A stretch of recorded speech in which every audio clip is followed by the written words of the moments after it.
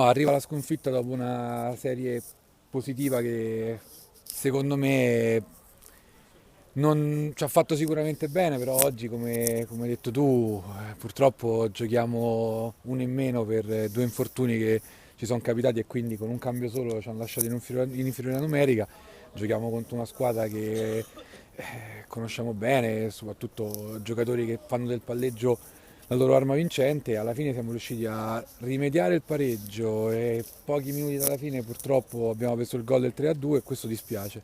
Però quello che c'è da rimproverare oggi forse è stato il nervosismo, più che a fine partita, il nervosismo durante la partita dall'inizio. Credo che eh, pesa il fatto di star lì, di tirare il gruppo da tante giornate a questa parte e ovviamente adesso arrivano partite importanti e vedremo un po' di ricompattarci e di ripartire. Comunque abbiamo perso con la giustificazione, come hai detto te, dell'inferiorità numerica dovuta agli infortuni.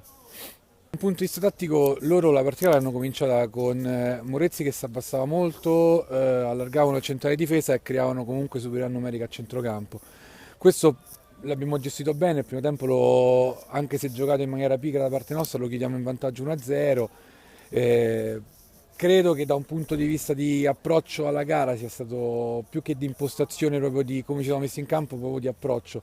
È sbagliato perché se giocando con un 3-3-1 classico abbiamo poco da inventarci noi, cioè a quel punto la squadra deve correre, aiutarsi e giocare in un certo modo. Quando queste cose vengono meno, ovviamente escono fuori i pregi dell'avversario. Noi siamo la miglior difesa del campionato, abbiamo una media di un gol preso a partita, oggi ne prendiamo tre e li prendiamo comunque a prescindere dall'inferno numerica che rovinano questa statistica, ma che secondo me sottolineano come da un punto di vista di atteggiamento, e quindi sicuramente la colpa è mia, non sia stato in grado di dare alla squadra quel mordente, quella voglia che ci contraddistingue di entrare in campo coltello fra i denti, pensare alla fase difensiva, perché poi a livello offensivo con i nostri terminali riusciamo sempre a sbloccarla.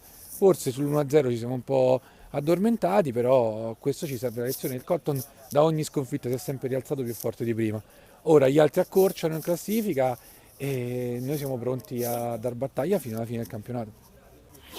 Allora, la prossima partita è una partita che vale 3 punti come tutte le altre, questo è quello che dico sempre, e la giocheremo per vincere e se poi il CJ sarà più bravo di noi porterà a casa la vittoria, se no pareggeremo, se no se vinciamo tanto di guadagnato, il campionato è ancora lungo, adesso si raccorcia la classifica, che cosa è fatto sotto di un punto, quindi va benissimo così.